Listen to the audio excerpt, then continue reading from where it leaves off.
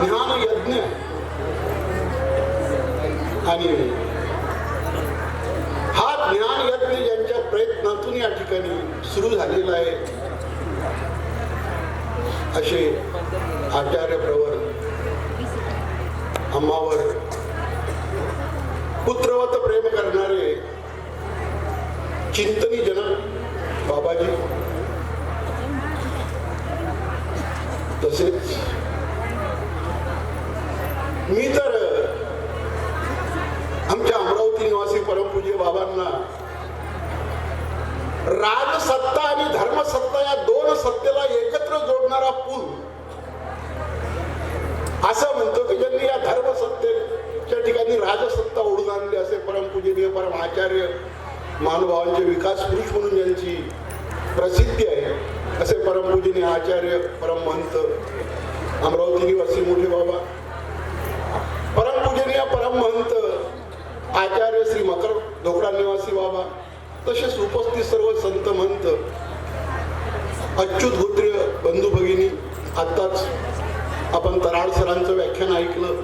तराड sir जे आपल्याला प्रबोधन करून निघून गेले ते सय्यद बाबाजी, सर्वांना दंडवत करतो. आता माझा विषय आहे सर्वज्ञाचे विज्ञान. आता वास्तविक मला असं वाटतं की वक्त्याला विषय देऊन काही फायदा नसतो, पण तरी आता हे दिलं जातं. पण बाबांनी असं पकडलं मला का मला मात्र गाईचा निबंध सांगता येत नाही तर आमचं वक्त्यांचं काय असतं माहितीये काय, आमचा गाईचा निबंध पाठ असतो. गाईचा निबंध म्हणजे काय असं म्हणाल तुम्ही, तर एका पोरग असतं 7व्या वर्गात. माझी भाषा शास्त्रीय नाही, माझी भाषा पांडित्याची नाही, मी गावरानी भाषेत बोलतोय. 7वी मध्ये पोरग असतं, पोराची परीक्षा असते. बाप सांगते बाबू मराठीच्या पेपरात 2-4 निबंधापैकी एक निबंध गाईचा असतोच, 100%. तू फक्त गाईचा निबंध पाठ करून ठेव. मग पोरानं रात्रभर रट्टा मारला, गाईचा निबंध पाठ करून ठेवला. दुसऱ्या दिवशी गेला, पेपर आला, पेपरात पाहिला तर गाईचा निबंधच नाही. पोरग घरी आला पेपर सोडून. बाप म्हणते काय रे, म्हणजे कुठं बाबा गाईचा निबंध तरी होता काय पेपरात. म्हणे मग काय केलं तो, म्हणे केलं बरोबर. अबे काय केलं, म्हणे केलं बरोबर. अबे सांग तर खरी मला काय केलं, कोणता निबंध होता. म्हणे निबंध होता माझा पहिला विमान प्रवास. म्हणे माझा पहिला विमान प्रवास पण गाईचा निबंध अर्थार्थी जरी संबंध आहे का रे याचा.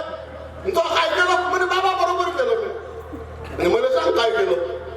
काहीच नाही मी लिहिलं. म्हणे मी विमानतळावर गेलो, तिथून विमानात बसलो, विमानातून खाली पाहिलं, खाली गवत होतं, गवतात गाय चरत होती आणि तिथून पुढे गायचा निबंध मला पाठ होता. गाय हा पाळीव प्राणी आहे, त्याला 4 पाय असतात.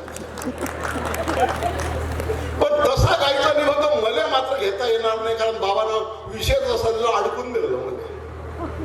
तर असो, सर्वात प्रथम माझं कर्तव्य आहे, माझा विषय आहे सर्वज्ञाचे विज्ञान. तर सर्वज्ञाचे म्हणजे परमेश्वराचे. मग हे विज्ञान परमेश्वराचंच आहे हे मला सिद्ध करून पुढे जावं लागलं. तर आज जगामध्ये अनेक वैज्ञानिक आहेत, अनेक संशोधक आहेत, अनेक सायंटिस्ट आहेत. परंतु कोण्याही वैज्ञानिकाने संशोधकाने जन्मल्याबरोबर विज्ञानाचा उपयोग केला नाही. जन्मला आणि त्याने विज्ञानाचा उपयोग केला नाही असा इतिहास तुम्हाला भेटणार नाही. तर त्याला पहिलं मोठं झाल्यानंतर ते विज्ञान शिकावं लागलं, ते विज्ञान त्याला आत्मसात करावं लागलं आणि ते विज्ञान आत्मसात करून पुढे त्याला त्या विज्ञानाचा काहीतरी उपयोग घेता आला.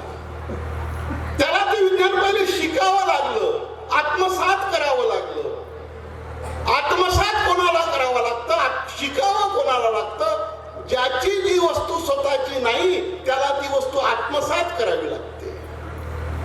म्हणून तो मोठा झाल्यावर त्यानं ते विज्ञान आत्मसात केलं आणि त्याचा उपयोग घेतला. पण आमचे परमेश्वर अवतार आद्य अवतार घेतल्यापासून विज्ञान शक्तीनं कार्य करायला लागतात. म्हणून स्वामी सांगतात पूर्वी विज्ञान शक्ती खेळीन नव्हे. आद्य अवतार घेतल्यापासून विज्ञानाचं कार्य आहे विज्ञान हे परमेश्वराचं आहे, इथंच सिद्ध होतं. म्हणून तर अवतार घेतल्यापासून विज्ञानाचं कार्य सुरू झालं. की ते परमेश्वराचं विज्ञान आहे. आता विज्ञान शब्दाचे तसे तर आमचं ईश्वरीय विज्ञान आहे. विज्ञान म्हणजे आमची ब्रह्मविद्येची परिभाषा. विज्ञान शब्दाचा अर्थ विज्ञान म्हणजे विपरीत ज्ञान असं करते.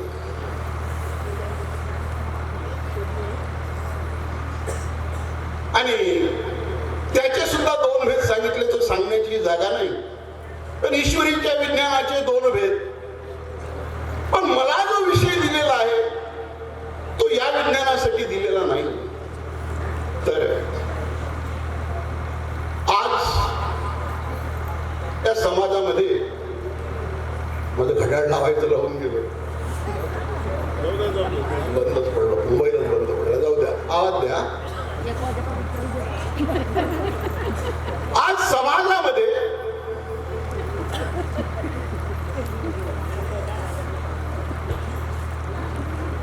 आजचा जो तरुण आहे ना,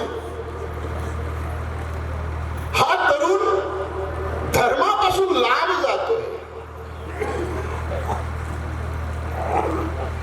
का लांब जातोय? तर या परमेश्वरी शास्त्राला त्यानं एक फक्त धर्मशास्त्र आहे, हे आउटडेटेड शास्त्र आहे, हे आउटडेटेड ज्ञान आहे, आजच्या जीवनामध्ये याचा काही उपयोग नाही असा एक समज करून घेतलेला आहे. पण वास्तविकता मात्र तशी नाहीये. आज तुम्ही ज्याला विज्ञान म्हणता, विज्ञान आणि ज्ञान याच्यामध्ये भेद आहे. जरी दोनही परमेश्वराचेच असले, जरी दोन्ही एकाच ज्ञानाच्या बाजू असले, एकाच नाण्याच्या दोन बाजू असल्या, तरी ज्ञान आणि विज्ञान याच्यामध्ये भेद आहे. कसा भेद आहे? तर ज्ञान हे परिपूर्ण आहे. विज्ञानाला परिपूर्ण व्हायचं आहे. विज्ञान म्हणजे काय? अनेक वैज्ञानिक साहित्यिकांनी विज्ञानाच्या ज्या व्याख्या मांडलेल्या आहेत, आता वेळेअभावी मी सगळ्या नाही मांडू शकत, पण त्यांनी विज्ञानाची व्याख्या काय केलेली आहे? तर विश्वातील घटना आणि घडामोडी, लक्षात द्या, जे विज्ञाननिष्ठ असतील, ज्यांना विज्ञान समजून घेण्याची इच्छा असेल आणि त्या विज्ञानाबरोबरच अध्यात्म जाणून घेण्याची इच्छा असेल, त्यांना तरी लक्ष द्या. विषय थोडा क्लिष्ट आहे, पण जो दिला त्याला न्याय देण्याचा प्रयत्न करील. विश्वातील घटना आणि घडामोडी याच बुद्धिनिष्ठ कार्यकारणाधिष्ठित कार्य आणि कारण याच्या अवलोकनासाठी मानवानं जो प्रयत्न केलेला आहे, तो प्रयत्न आणि त्याचं फलित म्हणजे विज्ञान अशी एक व्याख्या आहे. शेवटी त्यांनी विज्ञान म्हणजे काय, तर जे कार्य आणि कारण दोनही समजून घेण्याचा आणि समजून सांगण्याचा प्रयत्न करतं, ते विज्ञान. कार्य आणि कारण. विज्ञान म्हणजे काय, तर विश्वातील घटना आणि घडामोडी, विश्वातील घटना आणि घडामोडी याचा अभ्यास करून चांगल्या पद्धतीनं त्याच्यातील कार्य कारण भाव समजून घेण्याचा ज्ञान म्हणजे विज्ञान होय, अशी एक दुसरी व्याख्या आहे. जेवढ्याही विज्ञानाच्या व्याख्या आहे, त्या व्याख्यानामध्ये कार्य कारण संबंध आलेला आहे आणि या कार्य कारण संबंधावरच विज्ञान उभं आहे. शाळेतील मुलांसाठी, विशेष करून शाळा कॉलेजमधील मुलांसाठी या विज्ञानाचे प्रामुख्याने 3 विभाग पडतात. पहिलं त्याला प्राकृतिक विज्ञान असं म्हणतात, नॅचरल सायन्स. दुसरं सामाजिक विज्ञान, सोशल सायन्स. आणि तिसरं औपचारिक औपचारिक विज्ञान, फॉर्मल सायन्स. पहिलं जे प्राकृतिक विज्ञान आहे, या प्राकृतिक विज्ञानाचा आपण आज बोलूया वेळेअभावी. या प्राकृतिक विज्ञानामध्ये काय आहे, तर या प्राकृतिक विज्ञानामध्ये या सृष्टीची निर्मिती कशी झाली, कशापासून झाली, या सर्व गोष्टीचा सखोल अभ्यास करून त्याची जी मांडणी केल्या गेलेली आहे त्याला म्हटलेलं आहे प्राकृतिक विज्ञान. मग आता अनेक प्रकारचे लोक आलेले आहेत, अनेक प्रकारची मांडणी केली, अनेक प्रकारच्या थेरी मांडल्या गेलेल्या आहेत. मग एक थेरी तुम्ही ऐकली, पण ती थेरी कालबाह्य झाली, विज्ञानालाच नाकारली ती थेरी. विज्ञान हे निरंतर बदलत असतं, कारण ती विज्ञान आहे. ज्ञान हे कायम स्थिर असतं. फक्त आमचा घोळ होतोय. काय घोळ होतोय आमचा? मी असं का बोलतो? आम्ही परमेश्वराच्या ज्ञान मार्गावर चालणारे लोक आहोत. आमच्यासाठी शेवटचं सुप्रीम कोर्टाचं जजमेंट स्वामी श्री चक्रधर महाराजांचं सूत्र आहे, आणि ज्याच्यासाठी शेवटचं जजमेंट स्वामी श्री महाराजांचं सूत्र आहे, त्याच्यासाठी मी बोलतोय.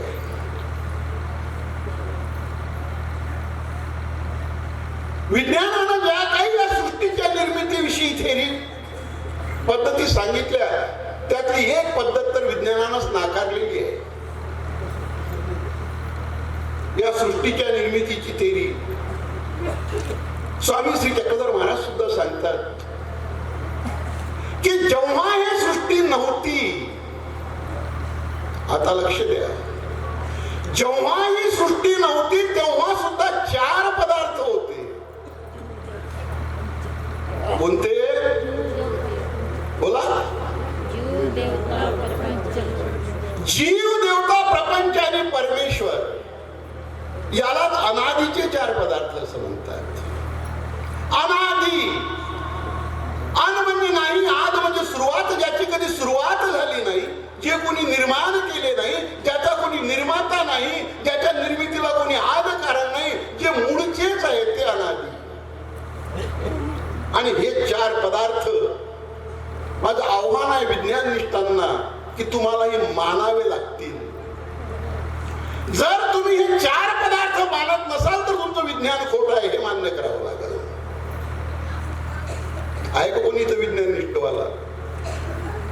जो म्हणत असेल का विज्ञानाच्या धारेवर मी हे अनादीचे 4 पदार्थ मानत नाही, असा म्हणणारा कोणी असेल तर उभं राहा.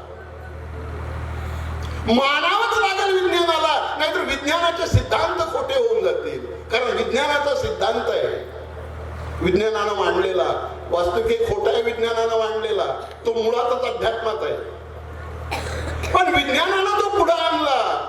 Energy can not be create, can not be destroy. तुम्ही कशाचीच निर्मिती करू शकत नाही आणि काहीच नष्ट करू शकत नाही. तुम्ही फक्त काय करू शकता? वनली काय करू शकता? रूपांतर करू शकता एका वस्तूपासून दुसरी वस्तू. आणि विज्ञानच म्हणतं पृथ्वी निर्माण झाली. मग पृथ्वी जर निर्माण झाली तर पृथ्वी कशाचं रूपांतर आहे? निर्माण काहीच होऊ शकत नाही, हा तुमचाच सिद्धांत आहे. फक्त एका वस्तूचं दुसऱ्या वस्तूमध्ये रूपांतर होतं, हाही तुमचाच सिद्धांत आहे. तर मग हे पृथ्वी, जर हे 4 पदार्थ तुम्ही मानत नसाल तर तुमचा सिद्धांत तुम्हाला खोडावा लागेल. कोणता?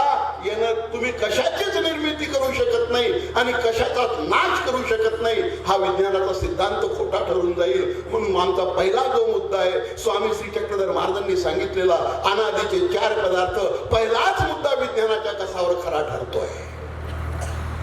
इथून पुढे जात आहे विज्ञान. विज्ञानाचा सर्व भर जो आहे तो कार्य कारण संबंधावर आहे. कार्य कारण अधिष्ठित असे विज्ञानाच्या व्याख्यामध्ये शब्द आहे. आणि विज्ञानाचा कमीत कमी सगळ्याच्या सगळा भर कार्य कारण संबंधावर आहे. आणि स्वामी श्री चक्रधर महाराजांनी सुद्धा कार्यकारणावरच भर दिलेला आहे. त्याच्यासाठी एक स्वतंत्र प्रकरण सांगितलेलं आहे. आमची ब्रह्मविद्या संहार प्रकरणाला कार्यकारण संबंध क्रम म्हणते. त्याच्यासाठी स्वामींनी सूत्र खर्ची घातलेले आहे. कार्य अविद्या कारण अविद्येच्या ठाई विलयात आहे, कार्य कारणी विलयात आहे, माया कार्य जीव, जीव कार्य प्रपंच. हा कार्यकारण संबंध स्वामींनी अगोदरच सांगून ठेवलेला आहे. विज्ञानाची व्याख्या निर्माण होण्याच्या अगोदर जे विज्ञान तुम्ही आज आम्ही मांडलं म्हणता ते तर अगोदर सूत्रपाठामध्ये आहे. एवढंच नाही तर आमचे भाष्यकार सुद्धा म्हणतात मानवते अंतःकरण कार्यकारण साधावया. देवानं दोनदा अंतःकरण शब्द का उच्चारला तर कार्यकारण संबंध दाखवण्यासाठी, कार्यकारण संबंध समजण्यासाठी. म्हणजे स्वामींचं सुद्धा निरूपण करण्याची जो फोकस आहे तो कार्यकारण संबंधावरच आहे. म्हणूनच स्वयं म्हणतात जीव देवता प्रपंच परमेश्वर दैसे असे तैसे झाले. चारही पदार्थाचं कार्यकारण स्वरूप लक्षण जाणायला सांगितलेलं आहे. विज्ञानाचा सिद्धांत ब्रह्मविद्येत आहे. पुढे जाऊ शेवटी विज्ञान आणि ज्ञान आहे. मी बोललो आजची पिढी विज्ञानात भुललेली आहे का ज्ञान विसरलेली आहे. का विसरली? पहा यांचे खेळ, मोबाईल शान, सेल्फीसाठी प्राण देती आता. कशासाठी प्राण देऊन राहिले? काऊन? माहिती हो ज्ञान फरक कळना, गुगलची जाना गुरु याचा. याला गुगलला गुरु करून टाकलेला आहे. म्हणून याला माहिती आणि ज्ञानातला फरक उरलेला समजून राहिलेला नाही. जर यानं परमेश्वरानं ज्याला आपलं ज्ञान देऊन अधिष्ठित केलेलं आहे अशा अधिकरणाला आपला गुरु केलं असतं ना तर त्याला माहिती आणि ज्ञान याच्यात काय फरक आहे ते समजलं असतं. पण तुम्ही गुगलला गुरु करून टाकलेला आहे. लक्षात घ्या मला काय म्हणायचं आहे. त्याच्यानंतर मला दाखवायचं आहे हे विज्ञान अध्यात्मात कसं आहे आणि प्राकृतिक विज्ञानामध्ये तर पहिले हेच आलेलं आहे की या विश्वाची निर्मिती कशी, सृष्टीचं ध्येय काय आहे हे शोधून काढणं हेच विज्ञानाचं ध्येय आहे. भेटेल तुम्हाला आताही गुगलवर टाकलं तरी विज्ञानाचं उद्दिष्ट काय, विज्ञानाचं ध्येय काय, ह्या सगळ्या बाबतीत माहिती तुम्हाला भेटणार जे मी बोलतोय. या पृथ्वीच्या निर्मितीविषयी पहिला जो सिद्धांत मांडला गेला जो तुम्ही काही तासाच्या अगोदर ऐकला तो सिद्धांत विज्ञानानंच खोडला. काय सिद्धांत होता तो? का एक ग्रह सूर्यावर आदळला, तो सूर्य तुटला, त्याचा एक भाग बाजूला गेला, कालांतरानं तो भाग थंड झाला आणि तो थंड झालेला भाग म्हणजे पृथ्वी. विज्ञानानंच पुढे तो नाकारला. कसा नाकारला, कोणत्या मुद्द्यावर नाकारला वेळ नाही. कोणाला खरंच उत्सुकता असेल तर परत भेटा सांगीन कसा नाकारला. त्याच्यानंतर एक थेअरी पुढे आली या विश्व सृष्टी निर्मितीची. त्या थेअरीचं नाव दिलंय ब्लॅक होल थेअरी.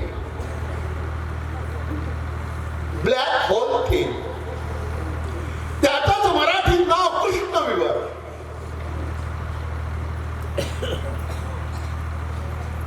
ही ब्लॅक होल थेअरी जसं आमचं लीळा सरांनी सांगितलं, लीळा चरित्र अद्भुत ग्रंथ आहे. कोण्या अर्थानं अद्भुत ग्रंथ आहे? अनेक अर्थानं आहे, अनेक अर्थानं. त्यातला फक्त एक पैलू कोणता?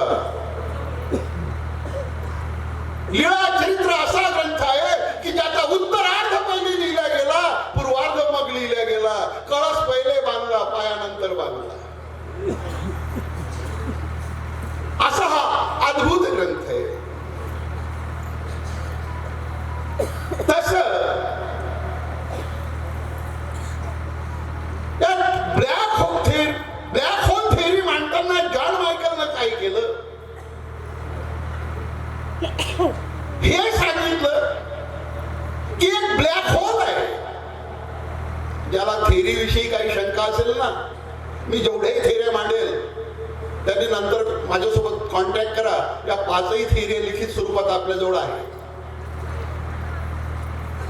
त्यांना ते मी एक लगेच नंबर देईन, त्या नंबरवरून ते मागवू शकतात.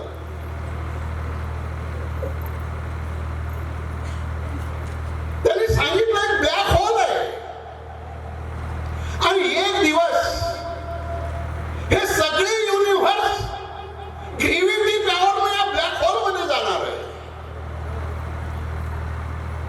कोण सांगतोय? Black hole theory, John Michael. त्याला जनक म्हटलेला आहे ब्लॅक होल थेअरीचा, कारण सुरुवात त्यानं केली मांडण्याची. जगाला त्याचं नवल वाटलं का एक दिवस हे सगळे युनिव्हर्स ब्लॅक होल मध्ये जाणार आहे. त्यानं सांगितलं तर नवल वाटलं, पण आमच्या सूत्रपाठामध्ये 800 वर्षापासून आहे, महासंहारी आवगे एकवट कानी जती आहे की नाही. त्यानं आज जे मांडलं ते आमच्या ब्रह्मविद्येमध्ये अगोदरच आहे. तो जॉन मायकल लिहितो की हे ब्लॅक होल एवढं मोठं आहे, एवढं मोठं आहे, एवढं मोठं आहे की सगळे युनिव्हर्स त्याच्यामध्ये सामावून जाईल. संख्येनं सांगता येत नाही ते किती मोठं आहे. नवल वाटलं जगाला, त्यानं मांडलं तर, पण तेच ब्रह्मविद्येत अगोदरच सांगितलेलं आहे. संख्येविषयी नव्हे तो एक देश. या जीवापेक्षा ते तम स्वरूप किती पटीनं मोठं आहे हे नत्वासाच्या निमित्तानं सांगता येईल म्हटले. म्हणतात संख्येविषयी नव्हे, संख्येनं सांगायचाच विषय नाही, जीवापेक्षा तम किती पटीनं मोठं आहे. अगोदरच हजर आहे रे बाबा, काय सांगितलं तू. आणि विज्ञान अपूर्ण आहे, ज्ञान परिपूर्ण आहे. तेच मला इथे मांडायचं आहे. विज्ञानानं जे मांडलं ते कसं अपूर्ण आहे आणि परमेश्वराच्या ज्ञानात कसं संपूर्ण आहे.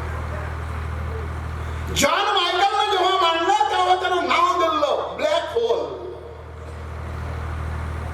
काळ कृष्ण विवर. पण जॉन मायकल नंतर 1971 मध्ये स्टीफन हॉकिन्स आला, जगमान्य झाला. त्या स्टीफन हॉकिन्सनं ब्लॅक होल थेअरीवर काम केलं आणि त्या ब्लॅक होल थेअरीवर काम करताना तो स्टीफन हॉकिन्स लिहितो की जॉन मायकलने जे म्हटलं की तम काळा कुट्ट आहे ते बरोबर नाही, तर त्याच्यामध्ये रेड रेडिएशन्स आहे. त्या काळ्या रंगामध्ये लाल रंग मिसळलेला आहे. 1971 मध्ये स्टीफन हॉकिन्स सांगतो, पण आमच्या ब्रह्मविद्येत 800 वर्षापासून आहे. तम म्हणजे काळीमा, तर काय काजळासारखं काळा कुट्ट. यथा लहासे, जसं शरीरावरचं लायसं लालसर काळपट असतं तसं तम लालसर काळपट आहे, काळ कुट्ट नाही. नवं काय मांडलं तू.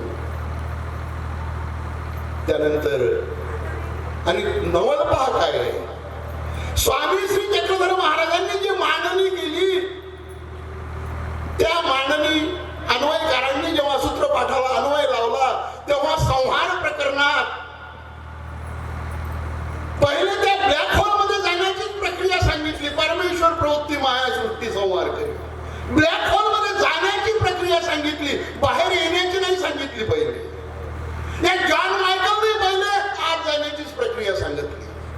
हा योगायोग आहे की काय माहित नाही मला. त्यानंतर स्टीफन हॉकिन्स सांगतो की नाही, पहिले आत जात नाही. या ब्लॅक होलच्या बाहेर जे अँटी पार्टिकल्स आहेत, एका विशिष्ट परिस्थितीत हे अँटी पार्टिकल पहिले ब्लॅक होल मध्ये जातात. ब्लॅक होल मध्ये जे पार्टिकल आहे त्या पार्टिकलला हे अँटी पार्टिकल लागतं आणि मग योग्य वेळी ते पार्टिकल आणि अँटी पार्टिकल दोघं मिळून बाहेर येतात. स्टीफन हॉकिंगची थिअरी आहे. जगाला वाटलं खूप काहीतरी नवं सांगितलं, खूप नवं सांगितलं, खूप डोक्यावर घेतलं त्याला, परंतु त्याला नवं काहीच सांगितलं नाही.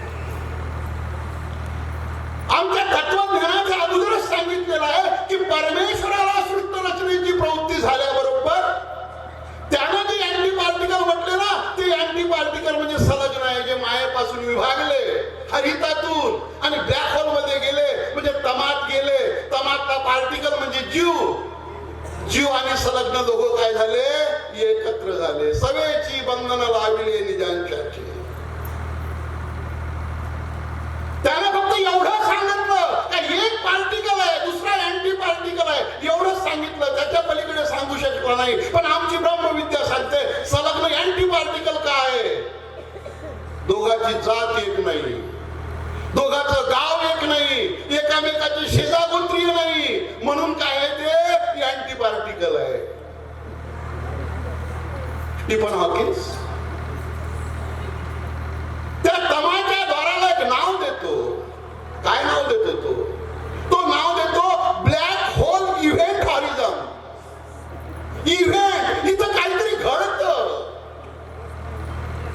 या तमाच्या द्वारात काहीतरी घडतं. एवढी अपूर्ण माहिती दिली त्यानं, काय घडतं हे तो सांगू शकला नाही. सिद्ध झालं विज्ञानाची माहिती अपूर्ण आहे. त्याने फक्त काहीतरी घडतं, इव्हेंट हॉरिझन, काहीतरी घडतं हे सांगितलं. पण आमचे स्वामी श्री चक्रधर महाराज एकाच सूत्रात त्याचं उत्तर सांगतात. तिथं काय घडतं? चैतन्य महाजीवा जन्म बोली जे, अन्यथा ज्ञान बोली जे, आद्यमळ बोली जे, 3 कामं झालेले आहेत तिथं एकाच सूत्रात सांगून दिलं. तिथं परिपूर्ण आहे. स्टीफन हॉकिन्स हे सांगतो की ज्यावेळेस हा पार्टिकल ब्लॅक होल मध्ये जातो, बाहेर असताना त्याच्याजवळ जे इन्फॉर्मेशन कन्झर्वेशन असतं, ते इन्फॉर्मेशन कन्झर्वेशन नष्ट होतं ब्लॅक होल मध्ये. बाहेर येताना त्याच्याजवळ ती इन्फॉर्मेशन नसती.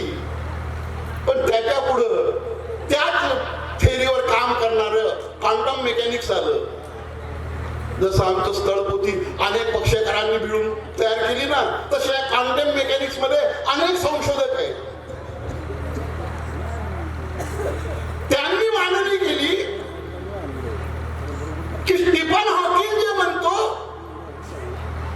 की हा पार्टिकल ब्लॅक होल मध्ये गेल्यानंतर त्याच्याजवळचं इन्फॉर्मेशन कन्झर्वेशन नष्ट होतं, पण हे चुकीचं आहे. त्याच्याजवळचं इन्फॉर्मेशन कन्झर्वेशन सगळं सुरक्षित असतं.